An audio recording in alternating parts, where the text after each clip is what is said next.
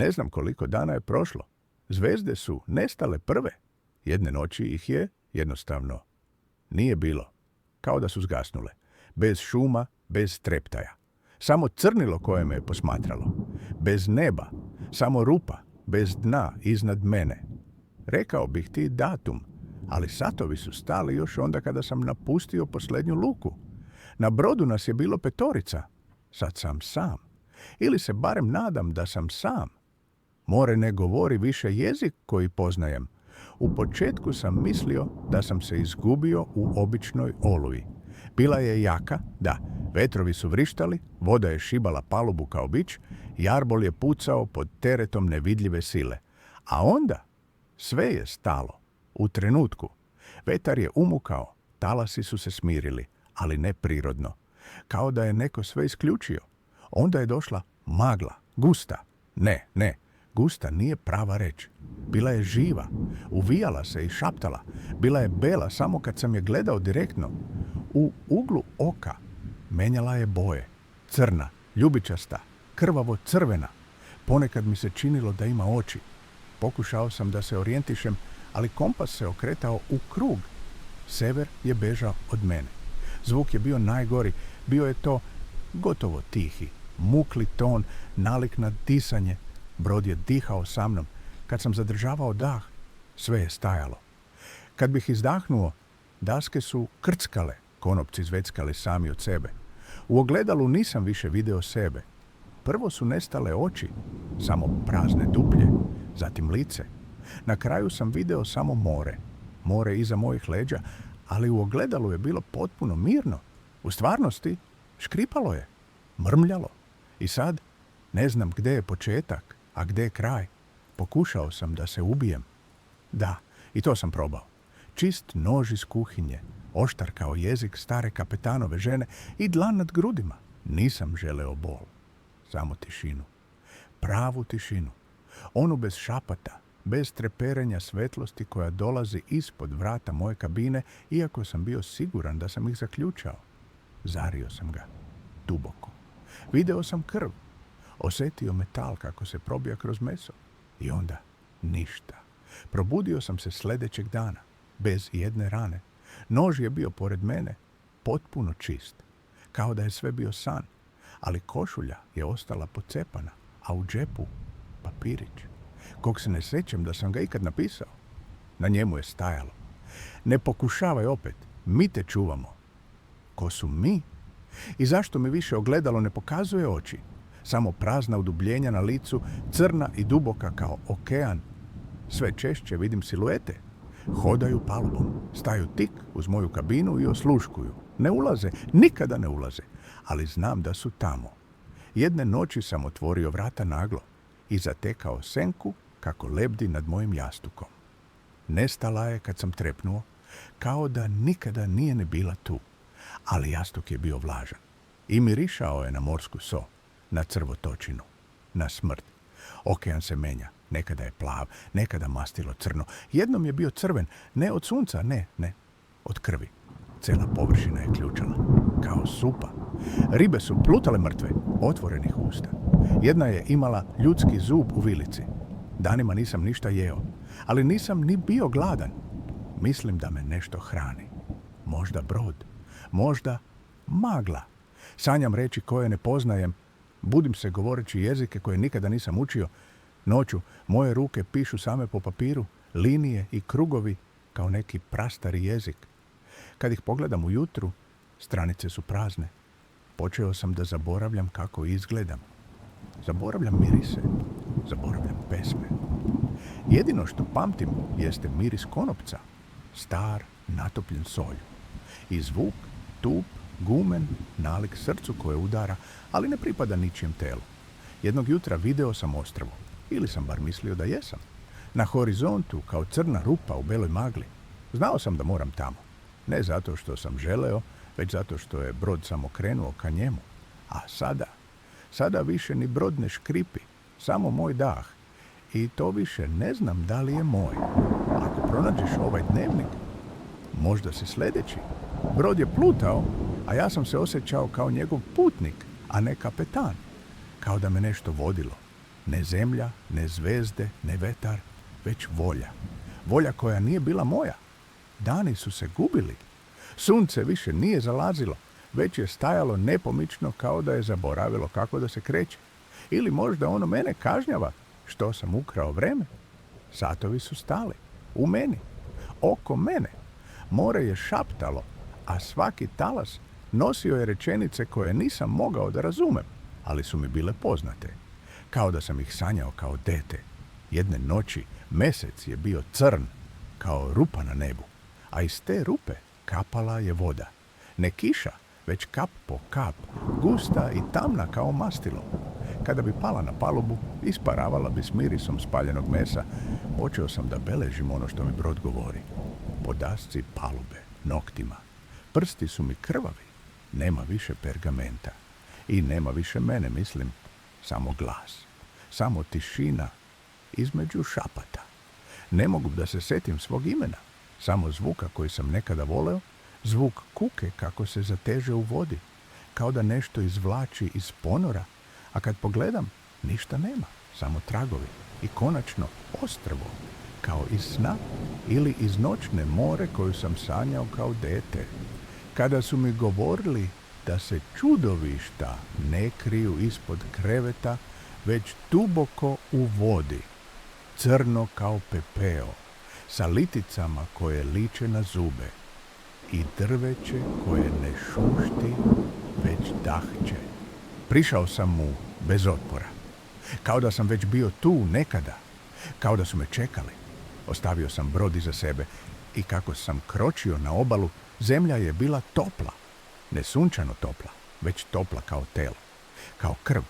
U daljini su bile figure, visoke, mirne, sa maskama od drveta. Nisu se kretale dok sam gledao, ali kada sam trepnuo, bile su bliže svaki put.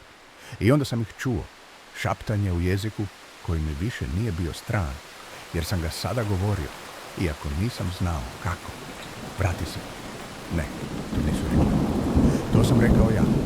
Sebi. Ali bilo je kasno. Brod je nestao. Iza mene samo magla, a ispred mene tama koja je disala. Ako iko čita, ovo ostrvo ne postoji. I zato ga se svi sećamo. Zemlja pod mojim nogama bila je topla kao srce živog stvora. Nije to bila obična toplota sunca koje greje pesak. Ne, bilo je to pulsiranje, kao da ostrvo diše.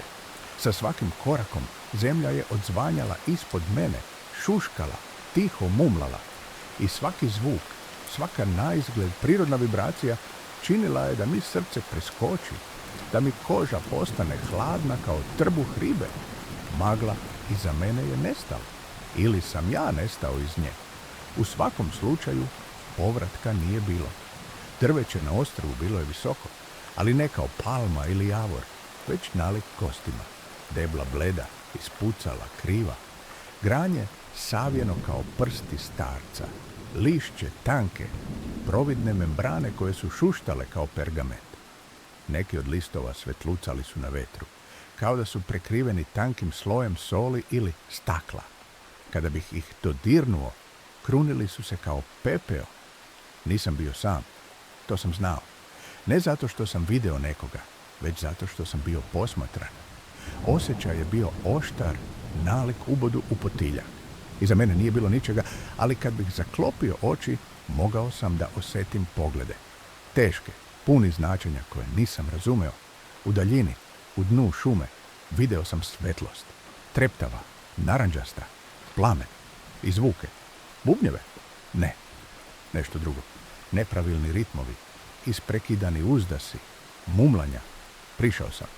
U dolini, skrivenoj ispod grebena, video sam prizor koji ni dan danas ne umem da opišem rečima. Stotine figura oko ogromne vatre. Nisu govorile, nisu pevale, već su se kretale u savršenoj tišini. Njihova tela bila su prekrivena belim pepelom, a lica maskama. Ne kao karnevalske maske, ne. Ovo su bile glave, prave ili izrađene, nisam znao. Bile su iskrivljene, sa zubima izvan usta, očima koje su bile širom otvorene, ali prazne. Maska jedne figure imala je 3 jezika. Druga je imala kosu napravljenu od zmija. Stajao sam skriven, dahćući. U jednom trenutku svi su stali, bez reči, bez najave. Kao da ih je nevidljiva ruka zaustavila. Glave su okrenuli pravo prema meni.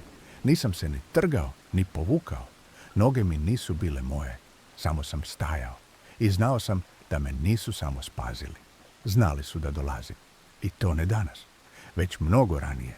Jedan od njih, viši od ostalih, sa telom prekrivenim crvenim oznakama koje su ličile na ožiljke, prišao mi je.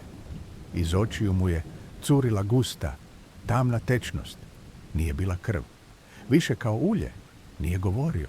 Samo je stajao ispred mene i polako podigao ruku. Na njegovom dlanu koža je bila isečena u obliku spirale i tada tama. Probudio sam se u jami. Zidovi blatnjavi, ali glatki, kao da su polizani. Ispod mene kosti. Neke su bile ljudske, neke veće. Neke sa zubima na mestima gdje kosti to ne bi smjele imati. Čuo sam pevanje, glasove. Tihe, visoke. Kao dečiji hor, ali ispunjen tugom. Ili glađu, nisam bio vezan, samo zarobljen. I to ne silom, već prisustvom. Kao da me sama zemlja držala u šaci. Dani su prolazili. Ili sati? Teško je reći. Svetlost je dolazila samo u trenucima kada bi neko došao da me posmatra. Uvek isti čovjek, onaj sa spiralom na dlanu. Gledao me je, ali nije mi prilazio, samo je stajao. Ponekad bi stajao satima. Sanjao sam vatru, obrede i ono najgore, sebe, kako igram sa njima, kako nosim masku, kako jedem nešto što plače. Jednom su me izvukli, obred je počeo, svi oko mene, maske, bubnjevi, vatromet iskrzanih jezika i ruku koje plešu. Goli, blatnjavi, njihali su se oko mene. Pod nogama im pepeo, ne pepeo, prljava, mokra zemlja i krikovi iz nje. Približili su mi masku, ogromna, drvena, sa rogovima i očima od kostiju. Pokušao sam da se oduprem, ali nisam mogao da pomerim telo. I onda mrak. Uronili su mi glavu u crni mulj, gusto, lepljivo, bez daha. Čuo sam samo otkucaje srca, ali ne svog. Kad sam se vratio, nisam bio isti. Počeo sam da razumem njihov jezik, da osjećam njihove misli. Počeo sam da se sećam stvari koje nikada nisam doživeo. Bio sam deo njih. Ili je nešto iz njih prešlo u mene, ali duboko. U posljednjem deliću duše koju su mi ostavili, planirao sam bekstvo. Jedne noći, dok su spavali, ako su spavali, iskradao sam se kroz šumu. Tlo je disalo, granje šaptalo moje ime, ali nisam se zaustavljao. Na ivici ostrva, ogromna litica. Ispod nje more, tamno, zloslutno, ali slobodno. Skočio sam. Dok sam tonuo, osjetio sam kako nešto pokušava da me zadrži. Niti iz vode, crne i tople, kao pipci, ali izmakao sam im. Ili su me pustili. Ne znam kako sam preživeo. Kad sam se probudio, plutao sam. Sam, ali slobodan. I ostrvo više nije bilo tu. Nestalo je. I možda mi niko neće verovati. Možda će reći da sam poludeo, ali pogledajte mi dlan. Pogledajte spiralu. I ako me ikad vidite da nosim masku, ne skidajte mi je. Kad sam ponovo otvorio oči, nisam znao gdje se završava moj san, a gdje počinje java. Zidovi oko mene bili su prekriveni sluzavim mahovinama koje su pulsirale u ritmu mog daha. Ili je možda moj dah pratio ritam ostrva, više nisam znao. Prostor u kojem sam se nalazio nije imao uglove, nije imao vrata, samo tlo, zidove i tavanicu koja je disala. Znao sam da sam zarobljen, ali ne samom fizičkom silom, već silom značenja. Tamo gdje sećanja postaju laži, gdje istina ima oblik noža, gdje duša nije više tvoja. Kanibali su me gledali kao svoju senku. Nisam znao da li me hrane da bih živeo, ili da bi meso bilo sočnije.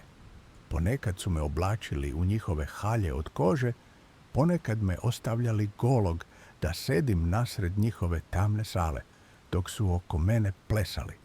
Neki su plakali dok su me dodirivali, drugi se smejali. Počeo sam da im razumem jezik. Ali ono što je bilo najgore, počeo sam da razumem i značenje pesama koje pevaju.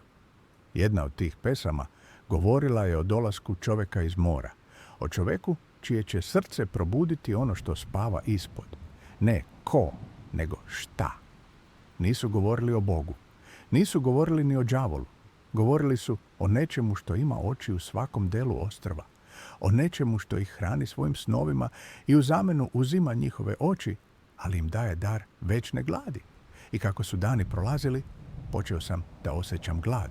Ne za hranom, već za istinom, za značenjem, za njegovim imenom. Zvali su ga Ikajdal.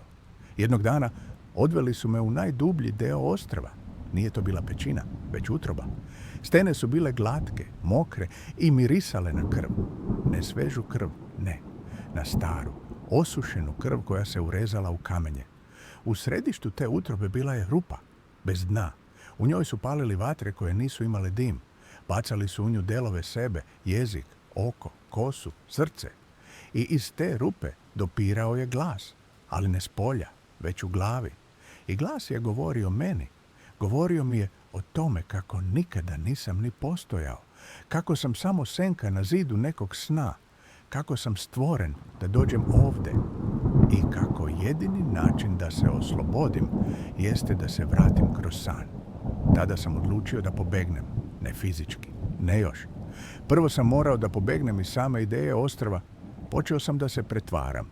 Pravio sam se da sam jedan od njih, da pijem krv, da slavim praznike smrti, da se molim njihovom Bogu. I dok su me posmatrali s ponosom, ja sam kopao. Ne rukama, umom. Tražio sam pukotine, u pesmama, u pričama, u njihovim očima i našao sam je. Jednog dana, dok su svi bili okupljeni oko žrtve, dečaka iz plemena koji je navodno čuo svoje pravo ime u snu, iskradao sam se. U rukama sam imao kost, ne običnu, već svetlu kost, nalik kristalu, ukradena iz njihove svetinje. Oružje? Možda. Ključ? Verovatnije. Trčao sam kroz šumu koja je plakala. Grančice su me grebale, ali ne slučajno, već sa željom. Zemlja je pokušavala da me saplete. Nebo je menjalo boju. Iza mene vrisci, krikovi, ali i reči. Zlokobne rečenice na jeziku koji sam znao, a nisam ga učio. Povratak je kazna, odlazak je smrt. Našao sam čamac. Ili ono što je bilo čamac, nekad davno. Više rupa nego dasaka. Ali plutao je. Odgurnuo sam se. Više je bilo crno, kao mast. Kao mrak iz sna. Nije bilo talasa, samo tišina. I tada ostrvo je počelo da vrišti. Ne ljudi, ne životinje. Ostrvo, cela zemlja.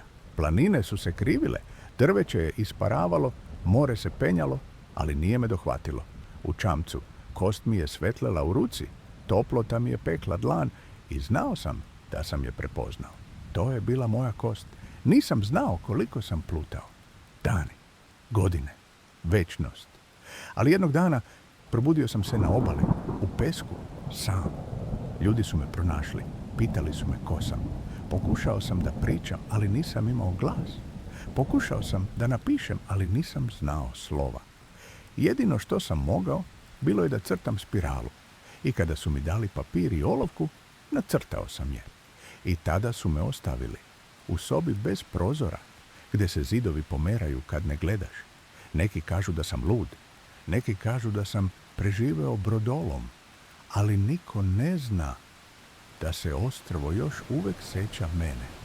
I da, svake noći, kad zatvorim oči, budim se tamo, u njegovoj utrobi, u tami, u pesmi bez kraja.